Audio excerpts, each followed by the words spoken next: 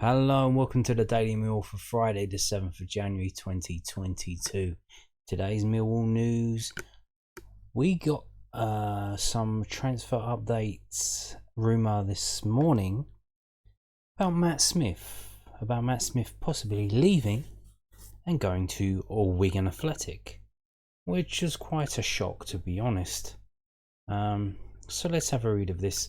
Now, it was on Twitter, but we've got the story here from Football League World.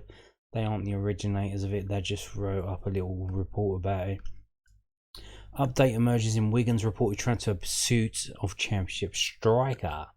League One high flyers, Wigan Athletic, appear not to be in the race for Millwall striker Matthew Smith after all, according to Wigan Today reporter Paul Kendrick. Sources on the south coast of England claimed earlier today that the Lags were in pole position to land the 32-year-old ahead of Portsmouth, who had expressed an interest in bringing a target man to Fratton Park. Yeah, so someone, journalist down near Portsmouth, had suggested that Matt Smith would be going to Wigan instead of Portsmouth, and I don't know. I don't know if that's immediately or at the end of the season, because his contract is up at the end of the season. But it seems that a reporter from the Wigan area, who probably had spoken to someone at Wigan, said, "Oh, well, no, that's not really happening actually." So, however, it appeared that Wigan was set to land Smith and become Pompey's nemesis in the transfer market once again after taking both Jack Watmore and Tom Naylor from them in the summer window. This may not be the case now, though. As per Kendrick, Smith is not on the list of targets that manager Liam Richardson is pursuing this month. The Lags do want to bring a new striker, and one is needed because of the unfortunate circumstances surrounding Charlie White's absence after he suffered a cardiac arrest at the end of November. That is unfortunate. Is that vaccine related? Can I say that? I don't know. But it's happening a lot, isn't it? Players collapsing with heart problems. However, unless something drastic happens, it won't be the Millwall man, who has made 21 appearances for the Lions in the Championship this season, scoring once. The verdict is perhaps a shame for Wigan fans that Smith doesn't appear to be a target, as he could be exactly the player that the club need. Yeah, and then they just talk about Wigan. So yeah, but Matt Smith to Wigan there, but not happening apparently. And Matt Smith to Portsmouth. So is Matt Smith being shopped around? We did hear from Gary Rowett yesterday. I spoke about in a video yesterday that 4 or 5 Millwall players would be leaving, and I was like scratching my head, like, are you having a laugh? We're down to the bare bones. We're playing a 15-year-old, and you're saying 4 to 5 players will be leaving because they want regular first team football. And it seems that Matt Smith was one of them. Now we knew that maybe Ben Thompson and Bodvarsson would be the main two. They were the main two last summer, but they stayed with the club. So we're looking at another property. So we've got Bodvarsson, Thompson, Matt Smith, and then another two. Who would that be? Would that be Mahoney? Now he's apparently injured. Is he injured, or is he just pissed off and not wanting to make himself available if he's not going to be playing properly? Don't know, but so you had him in, that's 4, and then who's the 5th one? I don't know. But there you go. So now we move on to this. Service Graphics to be Lions sleeve patch sponsor this weekend. So a company called Service Graphics are sponsoring the sleeve, and you've got all the thing here, all the information there. And it's about them sponsoring just for that Crystal Palace game.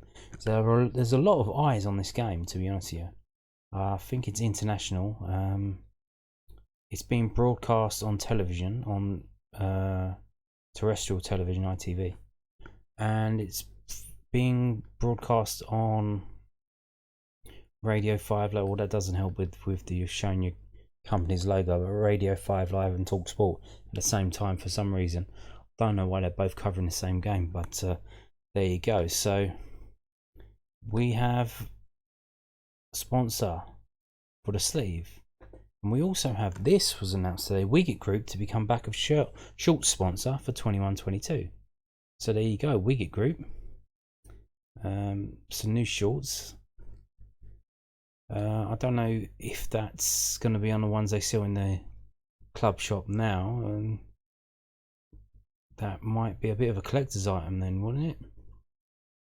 If you already bought some shorts and you got ones now that got a different logo on, might be a little bit of a collector's item. So we've got this here. So Millwall Football Club is pleased to confirm that Wigan Group will be its back-off short sponsor for the remainder of 21-22. They're electrical scaffolding and roofing company, and Reese Wiggett, CEO, said, "I was born on the Isle of Dogs in London and come from a long history of Millwall supporters. So not only is this exciting professionally, this is a personal ambition come true." Fantastic, absolutely fantastic. I'm delighted that we'll be able to deliver such amazing exposure for their first game live on ITV1. So there you go. Andrew Stead, partnerships and activations manager at Millwall. So they seem to have been busy signing up sponsors. And why am I telling you this? Is this important to you? Well, we're signing sponsors who are paying money to put their logo on Millwall's kit. It's transfer window. If we get more money, we can buy better players, or just players in general that we need. So there you go. Is this an indication? Can we be doing things in the transfer window now? Now I imagine they don't pay the money up front. The money's paid in installments between now and the end of the season, but we're getting extra money from sponsors, and you would think that's got to help, isn't it? It's all got to help, and hopefully it will help us in the transfer window, and we'll see who we sign. So moving on now to the matter on everyone's minds, the big game, tomorrow's game. It's sold out. So it's sold out today at 4 o'clock. A bit late in the day, to be honest with you, but there's all the situation surrounding it. Plus it's first week in January. I don't know about you. I got my credit card statement a couple of days ago, and yes, it's it's quite hefty, and I will be having to put in some major payments to get that back down to a reasonable level, and I imagine a lot of Millwall fans similar, and these tickets are not cheap, so we will see. But there you go, sold out today. It's a full house. Well, full house from our side. I don't know about Crystal Palace, but did you know Crystal Palace fans, some of them are actually getting a coach to the Den? Can you believe that? And their club is charging them £18 for a coach. That's probably just insurance in case he gets smashed up. It would only cost £5, but the rest of it's insurance, I imagine. But £18 for a coach from Selhurst Park to the Den. Seriously? Really? That is, oh man, what the hell. So tomorrow's game, there is a special edition match program, which if you don't want to buy it at the ground and lug it around with you, you can buy it online from Curtis Sports website. It's 68 pages. It's £3. It's done in the style of the old programs there, the ones from a long time ago, in white with the old line you can see there. It looks to be very well put together, and very well worth £3. So there you go. It's on sale online and around the ground. So moving on now to some team news or manager comments. So FA Cup preview. This is from news@den.co.uk. Millwall versus Crystal Palace. Lions get numbers boost in Den preparation. It's just as well Millwall lost their last game before their South London derby against Crystal Palace in the third round of the FA Cup this Saturday. But the only thing we can say is that probably increases their chances of knocking out their neighbours given the pendulum swings of results lately. The Lions have followed up each of their last 5 league defeats since August with a win in their next game. So hopefully that pattern will continue this weekend. There are other things in their favour. One is a sold-out Den that over the previous 5 seasons has roared the side onto victories over AFC Bournemouth, Watford, Leicester, then Premier League champions, and Everton. Millwall, by the way, none of those games were under Gary Rowett.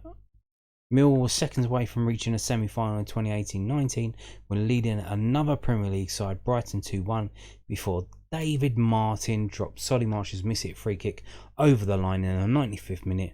Shane Ferguson was sent off for a stamp in the 119th minute, and the Seagulls won 5-4 on penalties. The Lions haven't fared so well at home in the competition under Gary Rowett, losing to Sheffield United and Bristol City in the 4th round in the last 2 seasons. They were limp displays, but the sight of the Eagles in their own backyard for the first time in a competitive game for almost 9 years should have everyone fired up. Rowett has also rotated players in this competition, and the big question is whether he will take the same approach against Patrick Vieira's side. Of course he will. Of course he will. He's already announced that he is, isn't he?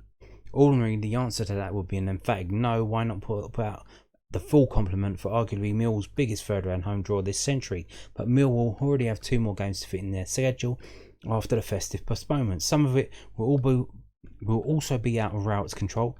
First team players Ballard and Leonard are already long-term absentees. Jed Wallace is a doubt, and there are players returning after positive COVID-19 tests who need match action ahead of the league match against Nottingham Forest on Saturday week. Vieira missed his side's 3-0 defeat away to Tottenham on Boxing Day, like Millwall did before their game against Coventry. Palace asked for a postponement but received the same decision as the Lions, that he had been rejected. I don't understand. Did he have COVID then? Would he miss their defeat because he had COVID? I don't understand. Palace was still missing players as they lost 3-2 at home to West Ham last weekend. The club preferred not to say whether their best player this season, Conor Gallagher, who is on loan from Chelsea, was one of the positive cases, but he's missed the last 2 games. So you do the math. Millwall have had just 15 senior players available for their last 2 matches. It would be some story if Zach Lovelace featured against a Premier League team in just his second senior appearance 2 weeks before his 16th birthday. Yes, indeed. The Lions should have more numbers than that available as Mikael Keftenbeld and Mason Bennett trained at the Den on Thursday. Then again, as the last month has shown, there are few guarantees. Adding to the potential drama, this tie has to be settled on the day, so there could be more extra time and penalty shootout tension. That ended and didn't work out against the Seagulls. If it reaches that point, the hosts will hope for a different result against the Eagles. Possible starting 11, Long, Hutchinson, Cooper, Murray, Wallace, McNamara, Mitchell, Saville, Malone, Ojo, Bradshaw and Afobe. So that seems a reasonably strong team there. Will that be the team? We don't know. I just wanted to mention one thing here, Zach Lovelace situation. So 2 weeks before his 16th birthday. So what that means is at the moment he is on a schoolboy contract. When he reaches his 16th birthday, he can sign a scholarship contract. Now, what that means is a schoolboy contract is probably not worth a lot to Millwall Football Club, whereas a scholarship contract is worth a lot more. At the moment, until this lad signs that scholarship contract, I'm under the impression that he can just walk away from Millwall, and that will be that. There's not really much compensation, I believe, involved for Millwall. But as soon as he signs that scholarship contract, then there will be real compensation for Millwall if he signs it. So I believe the reason why we're seeing this lad and not maybe Sean O'Brien or Jaden Davis in the squad is maybe a bit of business. So it's a business decision. They're kind of boosting this kid's ego, maybe trying to get him to sign that scholarship contract that they're going to hand him in a couple of weeks. And then once that's done and dusted, probably forget about him until he's 21 and he won't even get a sniff for the first team again. But yeah, so I think even though it's been a bit of a feel-good story and it's been boosted up by the press, I think it's just kind of power play behind the scenes in terms of business still. Yeah, we will see, but it seems a bit cynical to me. But what do I know? So moving on, what are Crystal Palace going to do? Surely we should talk about them. So this is from londonnewsonline.co.uk, which is the South London Press's online website. They of course cover Crystal Palace as well as Millwall, as well as Charlton, as well as Wimbledon, whereas the Southwark News that then just covers Millwall basically, and Dulwich Hamlet as well, and Fisher. But Crystal Palace set to field full strength side for FA Cup tie at Millwall. Shit. Crystal Palace manager Patrick Vieira has indicated he will name his strongest side for tomorrow's FA Cup tie against Millwall at the Den. The Eagles will be without a trio of players who have been selected for the Africa Cup of Nations, Zaha, Ayew and Kouyaté, but Conor Gallagher, who missed the West Ham match due to COVID-19 protocols, is back in training. Some top flight clubs have used the FA Cup fixtures as a chance to field weakened teams, but Vieira said, "We have a really exciting game. It is a derby and we want to get through to the next round. We want to do it for our fans. We have our best starting 11 to compete and try to win that game." Millwall have caused a number of upsets in recent years, depositing the likes of Leicester, City, then reigning Premier League champions, Watford, Bournemouth and Everton out of the FA Cup. The Den can be a hostile environment to play football for opposing sides, but Vieira says his squad are fully equipped for the challenge ahead. "I think it will be an excitement more than anything else," he said. "The players should be pleased they are going into that game knowing the atmosphere will be really good. We know what to expect, so we can't be surprised on that one. There will be no excuses about the atmosphere they are going to face tomorrow. We need to perform. We know that's going to be a challenge. This is a team that will play with tempo and aggression. We know that. We will not be surprised. I want us to go and play with the same attitude we show every week in the Premier League." That doesn't sound good for Millwall, does it? But, so Crystal Palace versus Millwall over the years, historic record, what has happened? So here we go, I've sorted it into Millwall versus Crystal Palace games at the Den. And as you can see, the very first game we lost 1-0 in Division 3 South in January of 1921. Following year, we played them first game in the FA Cup. We beat them 2-0. Now going back down to the next game in the FA Cup, 1929, also in January, it was a 0-0 draw. Going forward in time to 1957, also January, so that was probably third round as well, we beat them 2-0 in the FA Cup. Now going ahead until 1975, it was a 1-1 draw in the FA Cup. That was in December 1975. And then in 1985, a 1-1 draw in the FA Cup. And then jumping ahead, no, that was it. So the last game in the FA Cup was a 1-1 draw in 1985. And as you can see from what I've just shown you, we have not lost a cup game at home to Crystal Palace. 1 win, 2 wins, and what was it, 2 draws? Yeah, one win and 3 draws. So there you go. Now that would be no surprise to any of you. Millwall's nickname the Lions comes from their historic, at the time, cup runs in the FA Cup when we were a lower league team and we got to the semi-finals in 1900 and I think 1903, and that's when our nickname the Lions comes from, because we fought like lions and we did very, very well in the FA Cup for a team of our status. And quite recently, as you've seen,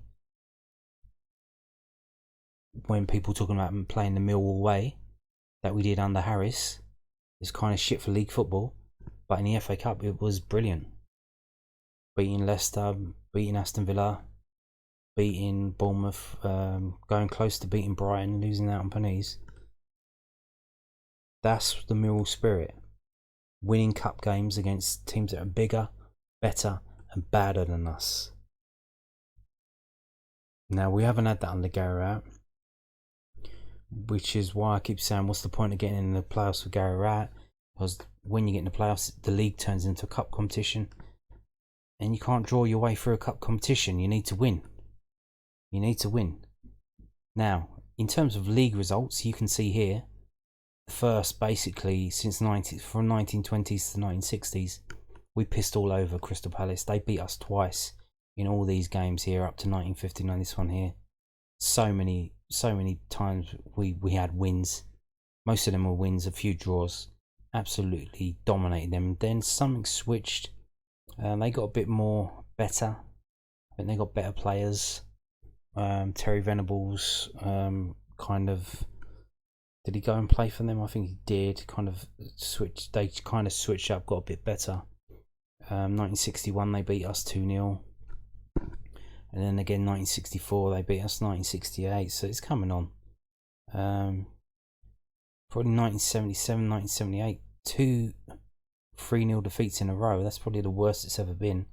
And here again, when we were in our very bad situation with administration and whatnot, 1996, around that time, losing 4-1 at home to Crystal Palace, the worst result we've ever had against them at home. But since that result, there were then 3 wins and 2 draws in a row, 5 games in a row without a defeat. But the last 2 games against them, New Year's Eve 2011, lost 1-0, and 2013, 30th of April, so at the end of the season, drew 0-0. So it's not a game that we lose a lot of. It's a game that we can quite easily win it. And especially in the cup, we haven't lost at home to them in the cup, and we've drawn with them. And I think the replays ended up we lost a couple of them. This 1975 one, definitely lost that one. But so there you go. This is it's not quite as one-sided as the Charlton fixture where we always beat them. But in terms of home games against Crystal Palace, it's getting up there. We had a little bit of a wobble in the 60s and in the 90s, late 90s, which they were doing very well. They had decent players in. They had a whole host of decent players go through there. Pardew, Southgate, Ian Wright, Mark Bright. They made 2 semi-finals. Steve Coppell was a manager. So, yeah. But in the 2000s, reverted back to normal. 5 games without a defeat. Last couple of times, a loss and a draw. So are we due a win? I don't know. We will see. So let's go to. We're going to go to whoscored.com and have a little look at this. So here you go. Last 6 games of Millwall Crystal Palace at Millwall, and it's 1 win for Millwall, 2 wins for Palace, 3 draws. Only 5 goals for Millwall and 4 goals for Crystal Palace. So a big only 1 win for Millwall, but more goals for Millwall, 5-4. You can see 1-0, 0-0, 1-0 to them, and then that 1-0. So they've got this game here that wasn't on that thing, club friendly. Last time we actually played them was behind closed doors at the beginning of last season. It was a club friendly, and it was the last game before the start of the season of the 2020-21 season, and we lost 1-0. I watched that on iFollow, can't remember much about it, but I do remember that we we looked a bit powder puff, to be honest with you. It didn't feel like it was a derby game. Now there was no, it was behind closed doors. So what are you gonna do? Now, what are we looking at? So let's look at the match facts on the right hand side. Millwall have seen under 2.5 goals in 9 of their last 11 games against Crystal Palace in all competitions. So not a lot of goals, less than 3 goals. Okay, Crystal Palace have been losing at both half time and full time in the last 3 matches in the FA Cup. Crystal Palace have kept a clean sheet in their last 3 away matches at Millwall in all competitions. I think they're including a friendly in that. So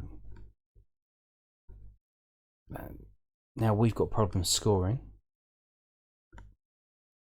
Well, we did have.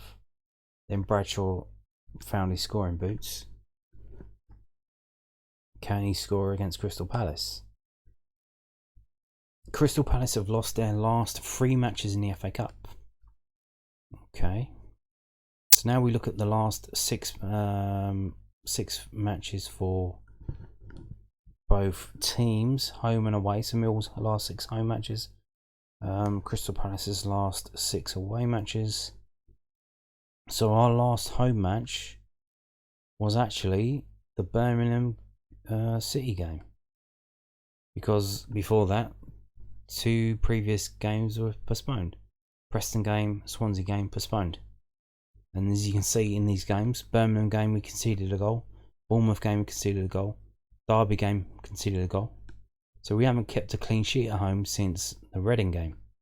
Now George Long is in goal. Does that improve our chances to keep a clean sheet? Does it not? Now his distribution should be better than Bart Biakowski. A big problem with Bart Biakowski is his distribution. Now you saw that in the Bristol City game, but if you see the stats videos that I put out after every game, you can see his distribution in terms of passing accuracy is not that good.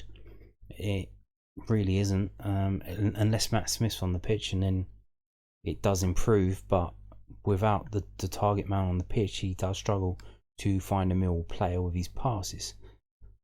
So George Long, can he improve on his distribution? Does that mean we got better attacking options? Will he throw the ball out more? I don't know. Will he do fast counter attacks? I don't know. But will that leave us more vulnerable in terms of conceding a goal? Can George Long be as good a shot stopper as Bart Biakowski? We don't know. We've seen him in the League Cup, and against Leicester City. I don't know. Could he have done? I think those were defensive errors, to be honest with you.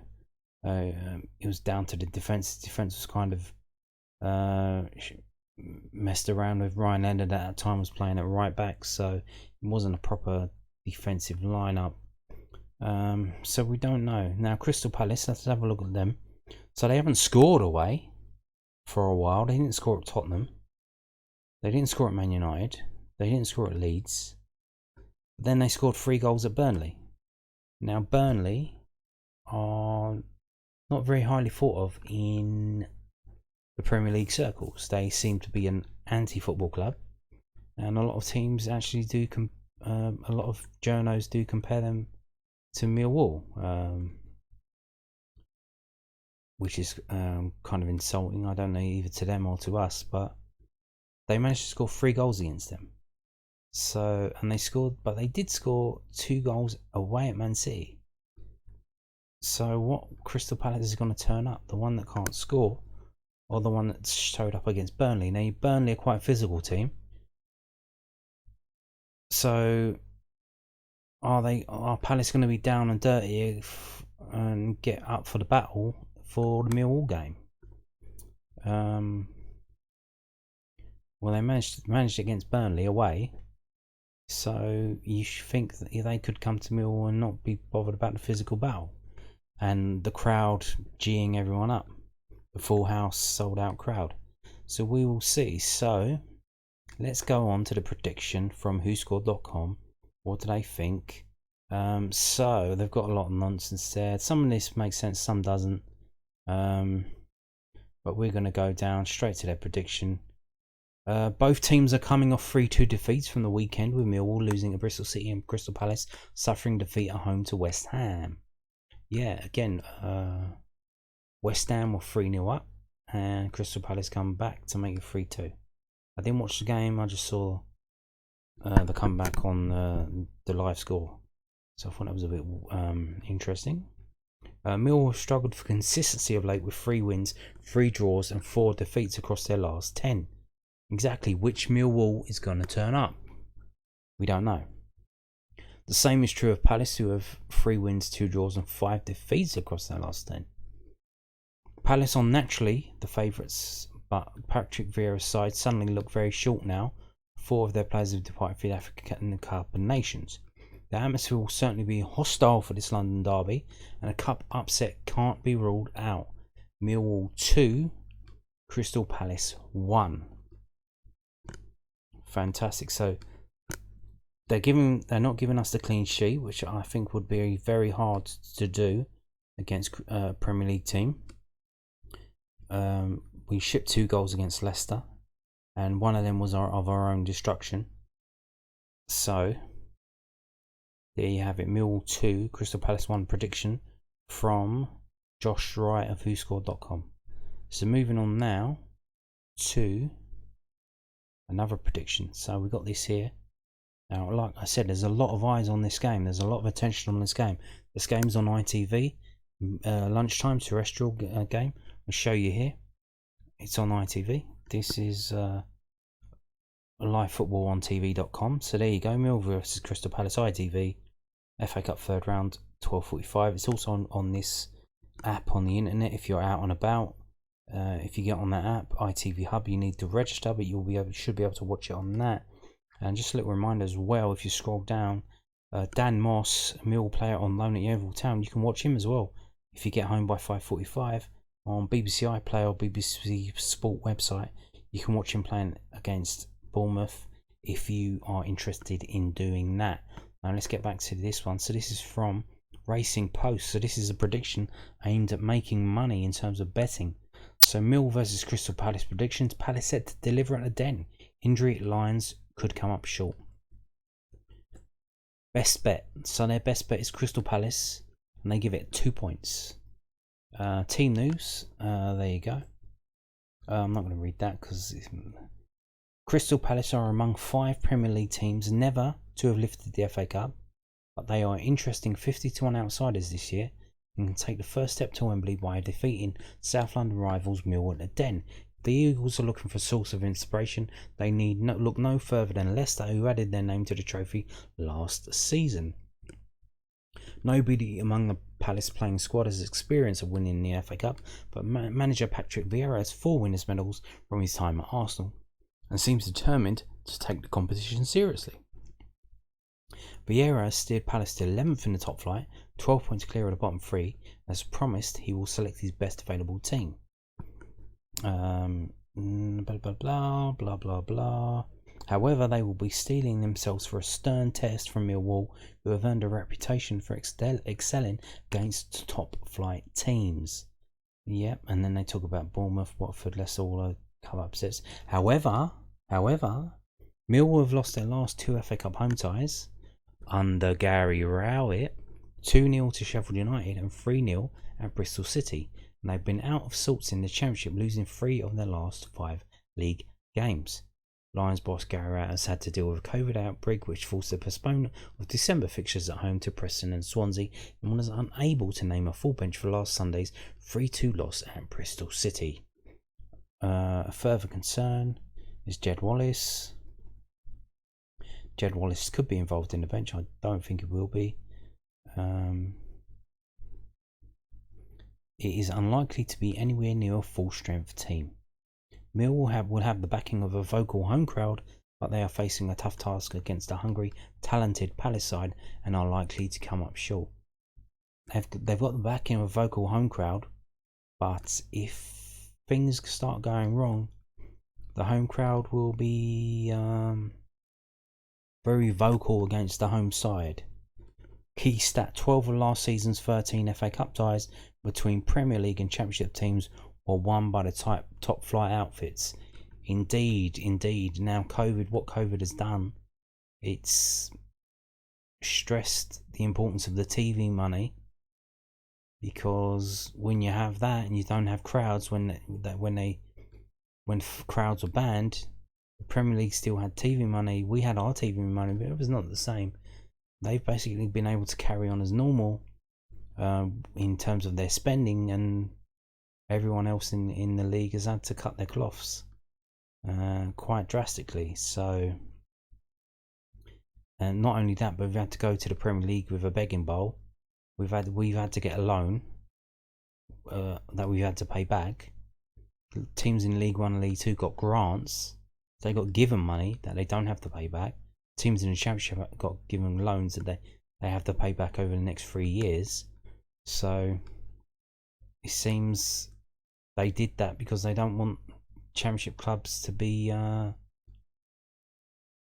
too strong. They don't want them competing with the Premier League.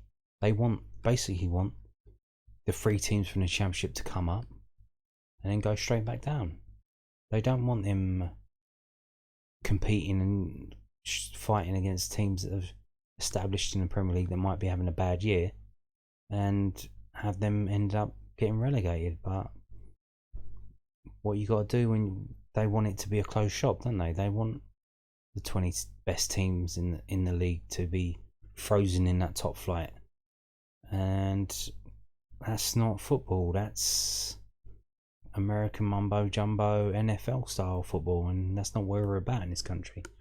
We're about meritocracy, with teams winning the right to go up and down, and teams being shit and getting relegated. So there you go. So what did they say? Did they give a score prediction? No, they just reckon we're going to lose it, basically. But they don't give a prediction. Just yeah. So they think we're going to be up against it, and it seems it could be that way.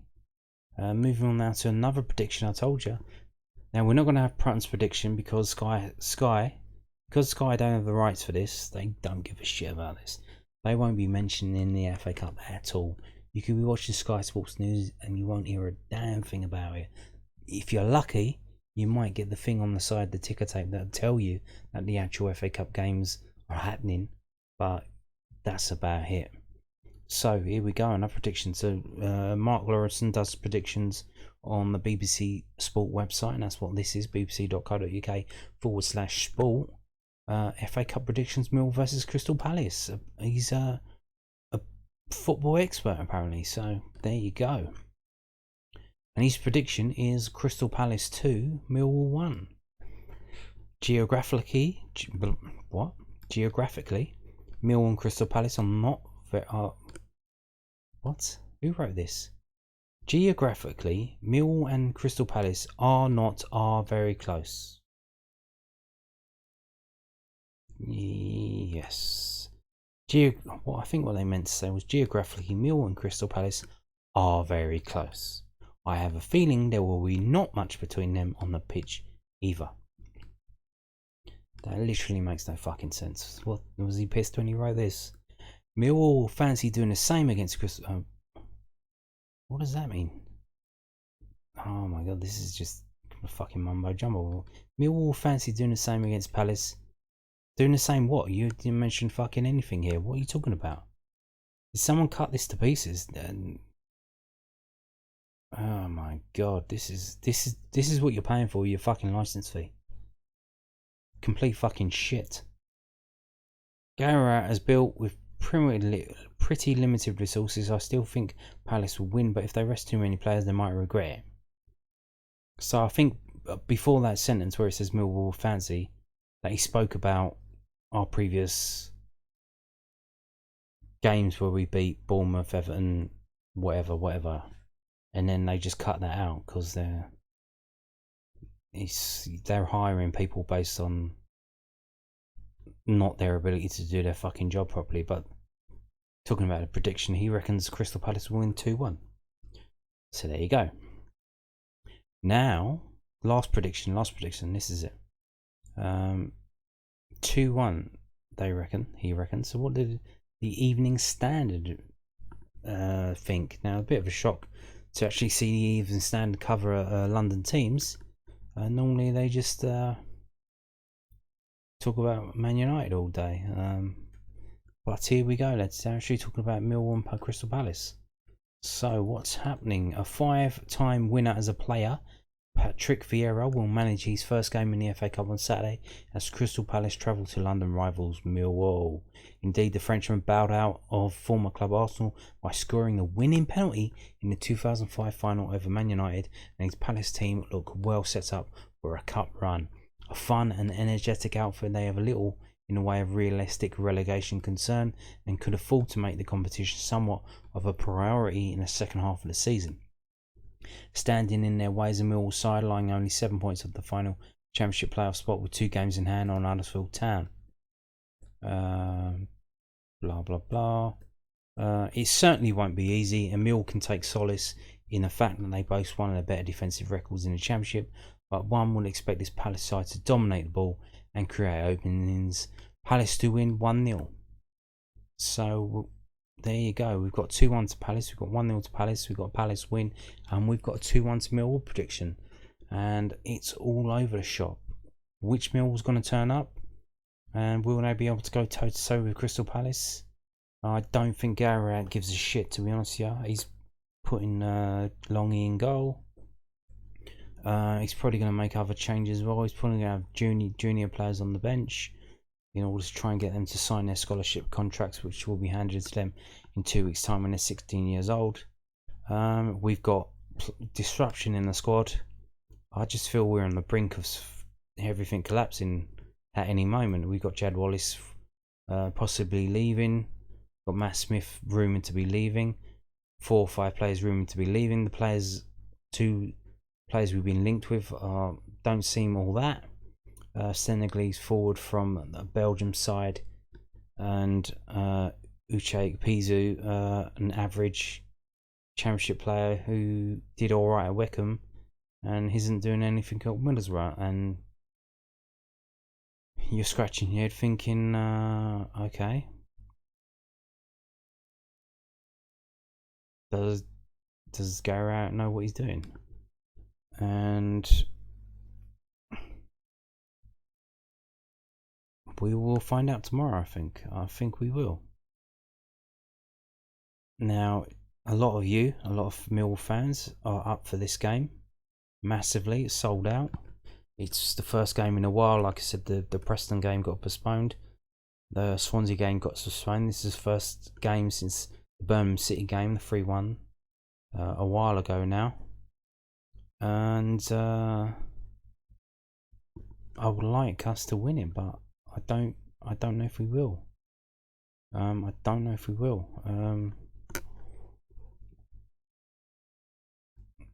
Now, I also heard something else I want to share with you. I don't know how true this is. Now, the game's kicking off at 12:45.